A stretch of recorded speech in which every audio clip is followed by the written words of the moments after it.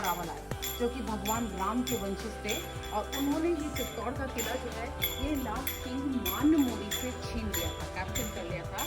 So 8th century to 16th century, Chittorgarh was the capital of the Mewar and the main center of Rajput power. हर बार यहाँ पे attack हुए थे, हर बार यहाँ पे नुकसान हुआ था, और बाय लक वापिस राजपूतों के पास ये किला आया था। तो पहला फेमस अटैक हुआ था अलाउद्दीन खिलजी का।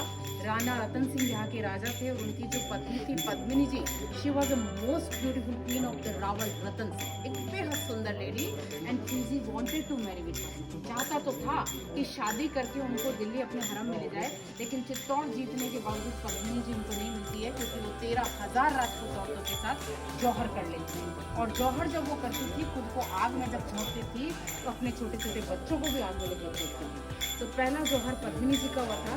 सेकेंड टाइम अटैक गुजरात के बहादुर शाह का हुआ था 1537 में। उस जमाने में रानी कर्णावती ने जौहर किया था, जो कि महाराणा सांगा की पत्नी थी और महाराणा प्रताप की दादी थी। और जो लास्ट अटैक हुआ था वो मुगल अंपायर अकबर का हुआ था। अकबर के अटैक के समय में यहाँ पे जो राज परिवार है, रॉयल फैमिली से किसी ने भी जौहर नहीं किया था। यहाँ से राज परिवार है, रॉयल फैमिली से किसी ने भी जौहर नहीं किया था। यहाँ से राज परिवार उदयपुर जा चुका था। पीछे रह गए थे जयमल, कल्ला जी और फत्ता जी, जो राणा उदय सिंह के कमांडर थे। उन्होंने वॉर किया था, लड़ाई की थी, और उनकी पत्नियों ने जौहर किया था। तो इस तरह से पूरा चित्तौड़ का किला जो है पूरा टूटा हुआ है, लेकिन हिस्ट्री जो है वो बहुत फेमस है। अभी आप जिस जगह खड़े हैं इसको कहते हैं मीराबाई का मंदिर, और कुंभ श्याम मंदिर भी है इसका नाम।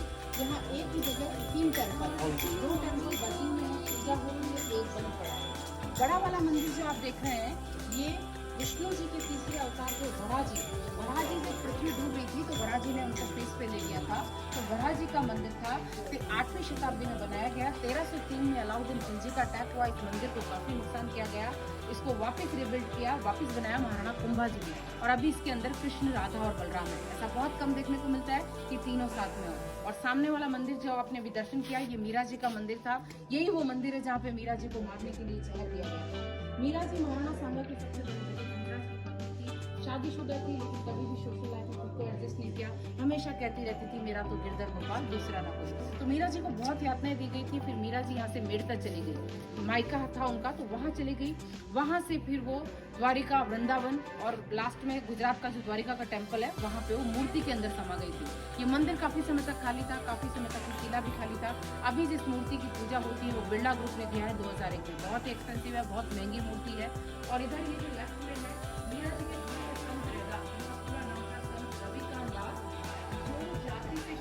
थे, और एक बहुत ही पवित्र इंसान थे। आज भी हम लोग उनकी पूजा करते हैं और सालों से लोग उनको मानते हैं। और यहाँ पे उनके फुटप्रिंट्स हैं। मीरा जी ने रैदास जी से भक्ति का ज्ञान लिया था, तो नीचे मीरा जी के गुरु रैदास जी के फुटप्रिंट्स हैं। और ऊपर एक स्टैचू देखिए आप, एक मूर्ति, 1 हेड एंड 5 बॉडीज, 1 धड़ है 5 शरीर है। इसको किसी भी एंगल से आप देखेंगे आप गेस नहीं कर पाएंगे कि ये हेड जो है, ये सिर जो है, ये कौन सी बॉडी के साथ में है। ये 5 तत्व को रिप्रेजेंट करता है, 5 एलिमेंट्स को, earth, water, air, fire and sky. तो यूरोपियन कल्चर में वो लोग 4 को फॉलो करते हैं, स्काई को नहीं करते हैं। हम इंडियन स्काई को भी करते हैं। आप ऊपर जाना चाहें तो जा सकते हैं, बहुत पवित्र जगह। शूज उतार के अपना मास्क यहाँ रखना है, यहाँ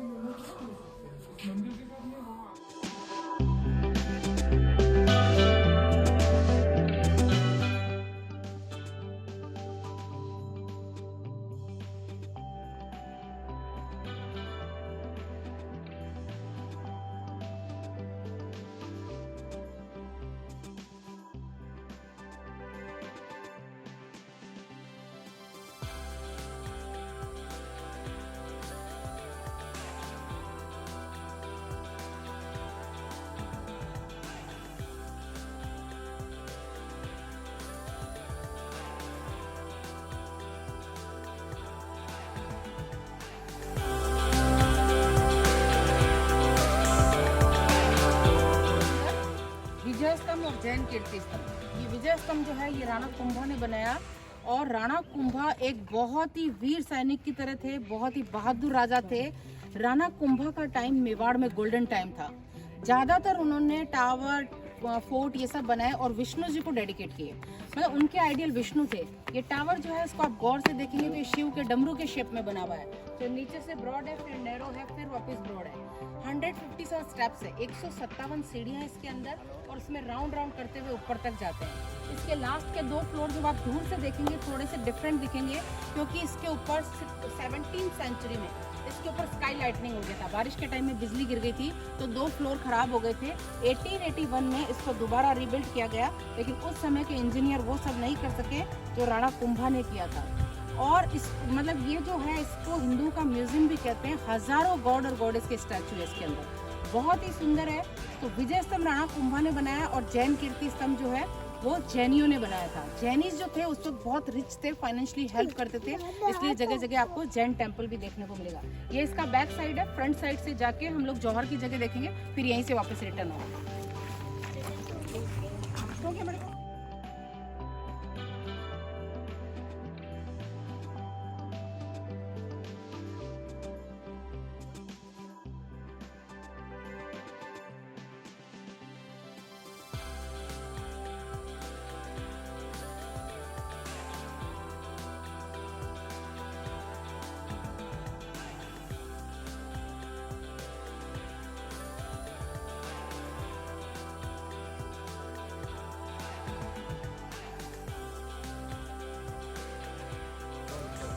देखिए नीचे का सारा जो मैदान देख रहे हैं ये जौहर की जगह है। यहाँ एक खड्डा था जिसको मिट्टी से भर दिया गया, ये बहुत गहरा था, और यहीं पे रानी पद्मिनी और रानी कर्णावती ने जौहर किया था। आफ्टर होली आज भी यहाँ पे एक बहुत बड़ा फंक्शन होता है, सेरेमनी होती है। उदयपुर से रॉयल फैमिली आती है। ये जो हवन कुंड आप देख रहे हैं, यहाँ पे वो लोग श्रद्धांजलि करते हैं।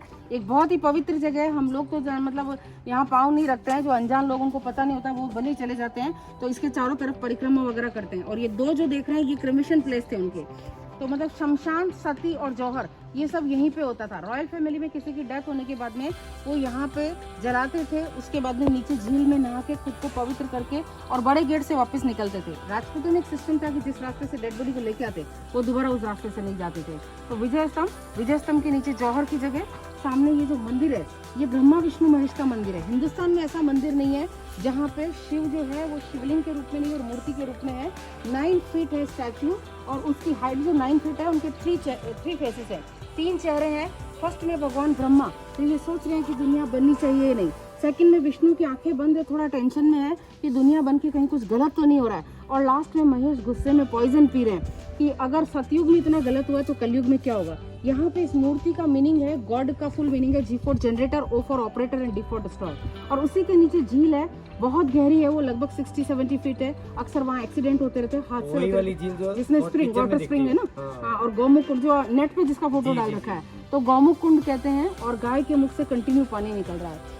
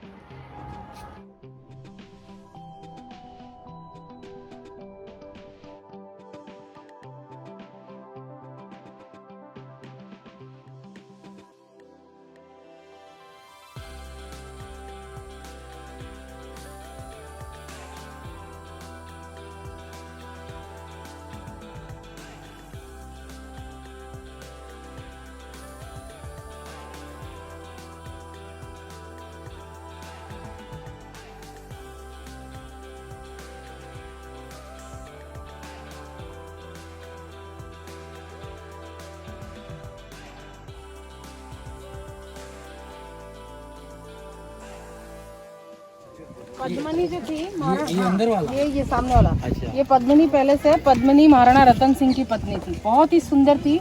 अलाउद्दीन खिलजी जो था वो एक मुगल बादशाह था और उसको क्या कि पद्मनी चाहिए थी हर हाल में। तो ऐसे तो कोई अपनी रानी नहीं दे देगा, तो उसने क्या कि 8 महीने तक फोर्ट को बिल्कुल पैक कर दिया। उस जमाने में फूड सप्लाई कट हो चुकी थी, खाने पीने की सामग्री खत्म हो चुकी थी। तो खिलजी ने महाराणा रतन सिंह के सामने एक ऑप्शन रखा कि अगर आप अपनी सुंदर पत्नी का चेहरा दिखा दोगे तो हम यहाँ से चले जाएंगे। खिलजी की बात मानने के अलावा महाराणा रतन सिंह के पास में भी और कोई चारा बचा नहीं था, तो उन्होंने यहाँ पे उनको बुलाया। लेकिन कुछ हिस्टोरियन लिखते हैं कि जो औरत जौहर कर सकती है वो अपना चेहरा नहीं दिखा सकती, हो सकता है किसी दासी का चेहरा दिखाया गया हो। तो फिर भी उस कहानी के अनुसार ये जो सीढ़ियाँ दिख रही है, यहाँ पे रानी को बिठाया गया और सामने वो जो रूम दिख रहा है जहाँ खिड़की लगी हुई है, वहाँ अंदर शीशे थे बड़े बड़े। अभी पद्मावती मूवी की शूटिंग जब हुई थी तो यहाँ पे काफी विरोध हुआ, काफी बड़ा आंदोलन हुआ, तो शीशे तो उन्होंने फोड़ दिए। तो उस शीशे में उन्होंने उनका चेहरा देखा था। वापिस जब महाराणा रतन सिंह छोड़ने के लिए खिलजी को किले के मेन गेट तक गए, लड़ाई का मैदान जहाँ भी मैं आपको बाद में लेके जाऊंगी, तो वहाँ से वो धोखे से बंदी बना के महाराणा रतन सिंह को अपने कैंप में ले गया और फिर पद्मिनी के ऊपर प्रेशर डाला कि अगर आप हमारे पास आती हैं तो आपके पति बचेंगे, वरना उनको मार दिया जाएगा। तो पद्मिनी एक राजपूत औरत थी, कहाँ हिम्मत हारने वाली थी। खिलजी को मैसेज दिया कि मैं आपके पास आ तो जाऊंगी, लेकिन मेरी भी एक शर्त है कि मैं अपनी दासियों के साथ आऊंगी। उस जमाने में 700 पालकियां तैयार की गई। क्वीन ने चारों तरफ सैनिकों को खड़ा कर दिया, अंदर भी महिलाओं के कपड़ों में सैनिकों को बिठाया गया। छोटे छोटे औजार लेके वो मुस्लिम कैंप में गए और जो पद्मिनी जी के लिए डोली तैयार की गई थी उसमें गोरा और बादल को बिठाया गया और वो वहाँ पे गए खिलजी के कैंप में। वहाँ जाके सडनली अटैक किया और एक बार तो राजा को लेके फोर्ट पे आ गए, लेकिन वो यहाँ आने के बाद में बिल्कुल बेफिक्र हो गए, लापरवाह हो गए। ये उनकी सबसे बड़ी भूल थी। खिलजी गुस्से में गया था। कुछ समय बाद चित्तौड़ के किले पे दोबारा अटैक किया, राजपूत लड़ते लड़ते मारे गए और क्वीन ने रानी ने जौहर कर लिया। लाख कोशिश के बावजूद जब अलाउद्दीन खिलजी को पद्मिनी नहीं मिली तो वो काफी फ्रस्ट्रेट हो जाता है, काफी गुस्सा होके हजारों हिंदुओं को कत्लेआम मचाता है, चित्तौड़ के किले को पूरा खराब कर देता है और यहाँ अपने बेटे खिजर खां को यहाँ का गवर्नर बना के वो दिल्ली चला जाता है।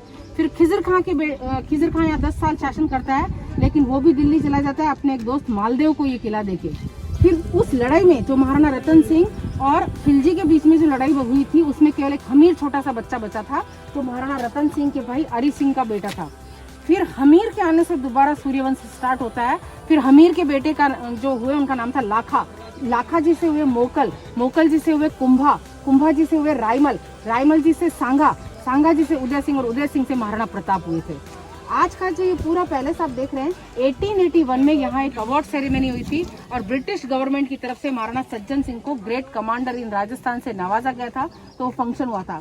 तो वैसे तो क्या इस पैलेस में अंदर जाने के बाद में क्या है कि गार्डन वगैरह है, वहाँ जाके वो किस केवल उस एंगल को देखते हैं तो सेम है ये। तो ये पूरा जो है ये एक झील है और सामने ये हाड़ी रानी का पैलेस कहते हैं। हाड़ी रानी की स्टोरी भी अगर आपने चित्तौड़ के इतिहास के साथ अगर सुना हो कि एक ऐसी रानी थी जिनके पति जब लास्ट गेट पर गए और उनका मन क्या अपनी रानी में ही लगा हुआ था, तो उन्होंने लास्ट गेट पे जाके सैनिकों को भेजा कि आप मेरी पत्नी से कुछ निशानी लेके आओ। तो रानी को जब आके बोला कि भाई आपका पति तो लड़ाई में नहीं जा रहे हैं, आपकी निशानी चाहिए कुछ, तो उसको बहुत दुख हुआ कि ये कैसा पति है जो देश प्रेम को छोड़ के मेरे में मन लगा के बैठा है। तो सैनिकों को बोला कि मैं ऐसी निशानी दूंगी तो ले जाके मेरे पति को देना और जरा सा भी घबराना नहीं है, और अपनी ही तलवार से अपनी गर्दन काट के गिरा दी। और उसी कटे हुए सिर को जब पति को दिया जाके तो बालों सहित गले में बांधा, वो लड़ाई में गए और वो वॉर अपनी वाइफ को डेडिकेट किया। उन्होंने वो लड़ाई अपनी पत्नी को समर्पित किया। मेवाड़ में उस महारानी के लिए कहते हैं कि राणो मांगियो निशानी, सर काट दिए शतरानी। तो ये जो चित्तौड़ का किला है इसका एक एक पत्थर खून से रंगा हुआ है। यहाँ नए पैलेस, गार्डन सब कुछ नहीं है। उनके अच्छे कपड़े, उनकी लग्जरियस लाइफ को शो नहीं करता जैसे उदयपुर जयपुर में शीश महल बने हैं, अच्छी उनका मतलब बहुत धनवान उनको रिच बताता है। यहाँ पे तो इतिहास है और यहाँ का हर पत्थर खून से रंगा हुआ है। यहाँ पे पन्ना धाय जैसी माँ हुई जिसने राजकुमार को बचाने के लिए बनवीर की तलवार के सामने अपने बच्चे को सुला दिया और उदय सिंह को मारने का प्लान किया था बनवीर ने। तो महाराणा सांगा के भाई पृथ्वीराज का बेटा था, तो हाथ में तलवार लेके आया और एक माँ से पूछा कि कहाँ है उदय सिंह। तो एक माँ अपने सोए हुए बच्चे की तरफ इशारा कर देती कि ये रहा, और एक माँ के सामने बनवीर उसके बच्चे की तलवार से गर्दन अलग कर देता है। लेकिन उस माँ ने उस तक नहीं किया। उस वक्त अगर पन्ना धाय इतना बड़ा त्याग, इतना बड़ा बलिदान नहीं करती तो उदय सिंह नहीं बचते, उदय सिंह जी नहीं होते तो महाराणा प्रताप नहीं होते, महाराणा प्रताप नहीं होते तो हिंदुस्तान का इतिहास इतना अमर नहीं होता। राणा प्रताप, गुरु गोविंद सिंह और छत्रपति शिवाजी ये लोग ऐसे थे जिन्होंने हमारे हिंदुत्व को बचाने के लिए अपने परिवार, अपने बच्चों तक की बलि दे दी थी। तो ये चित्तौड़ के किले के लिए कहते हैं कि गढ़ में गढ़ चित्तौड़, बाकी सब गडैया, और करोड़ करोड़ युग तपस्या करे जब पावे गढ़ चित्तौड़। हरिवंश राय बच्चन जी ने चित्तौड़ के लिए लिखा है कि मुझे न जाना काशी मथुरा, मुझे न जाना गंगा सागर, मेरी अखियाँ तीर्थ राज चित्तौड़ को प्यासी। तो ये चित्तौड़ का किला ऐसा है कि रोंगटे खड़े हो जाते हैं यहाँ की हिस्ट्री जब सुनते हैं। लेकिन क्या है ना कि इतना बड़ा है कि अगर इसको देखो तो 3 दिन चाहिए, और इसका इतिहास सुनो तो आप खड़े खड़े 2 घंटे तक सुनते ही रहोगे। लेकिन आप हम सभी समय के अंदर बंधे हुए हैं।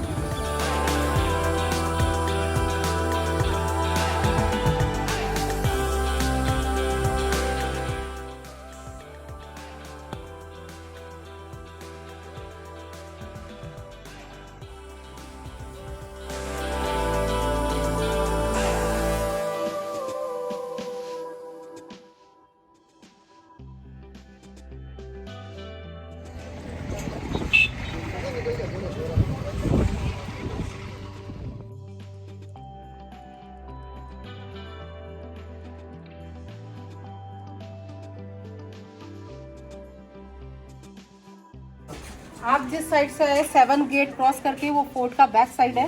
इसका नाम है सूरज पोल। मतलब राजपूत सूर्यवंशी थे तो फोर्ट का एंट्रेंस गेट ईस्ट फेसिंग होता था। जमीन से हम लोग 580 फीट पे खड़े हैं। सामने का ये जितना भी आप एरिया देख रहे हैं, जो फील्ड देख रहे हैं, ये लड़ाई का मैदान था।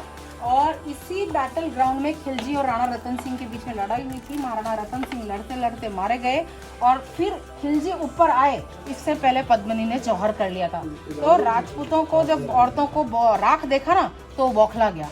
और अकबर ने जब चित्तौड़ का किला जीता तो यहाँ पे बहुत ज़्यादा नुकसान किया। यहाँ की मेन चीज़ें अपने साथ लेके गए, जिसमें यहाँ का ये जो गेट था ये पूरा तोड़ा गया। यहाँ का गेट अपने साथ निकाल के वो आगरा ले गए, आगरा फोर्ट के बाहर लगाया, जिसको बाद में भरतपुर के जाटों ने छीन लिया।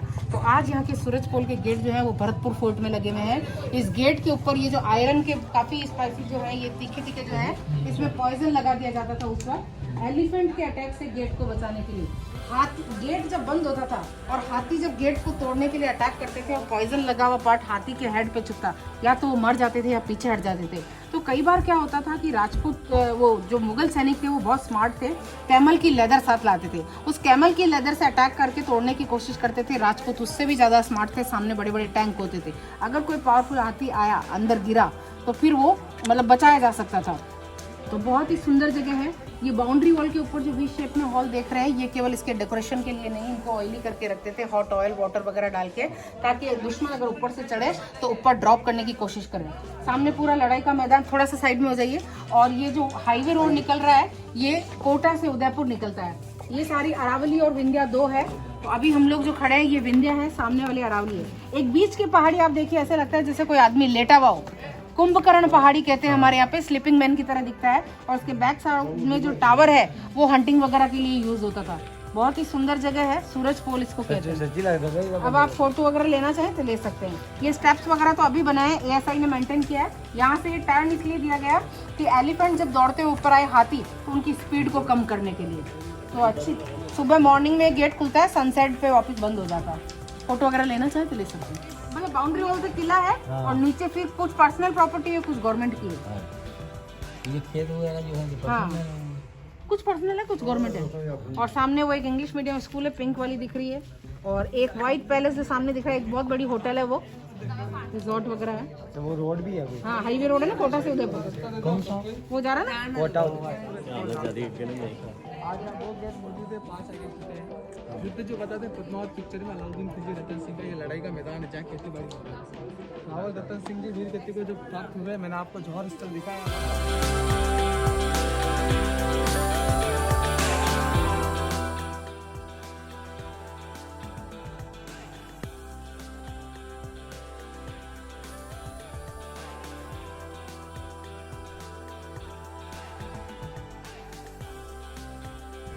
जैन स्तंभ को इसकी हाइट जो है वो 75 फीट है। और इसका गेट काफ़ी छोटा था, इसमें अंदर जाते थे, बैठ के जाते थे। इसका लास्ट और ऊपर से थोड़ा टेढ़ा हो चुका है, ये कभी भी गिर सकता है, इसलिए इसको 20 साल से बंद कर रखा है।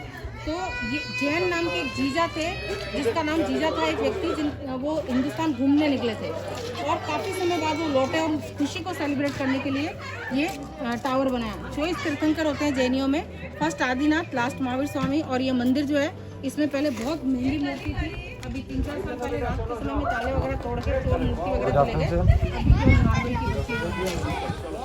अभी एक गिलास लेना चाहें तो आप ले सकते हैं। हाँ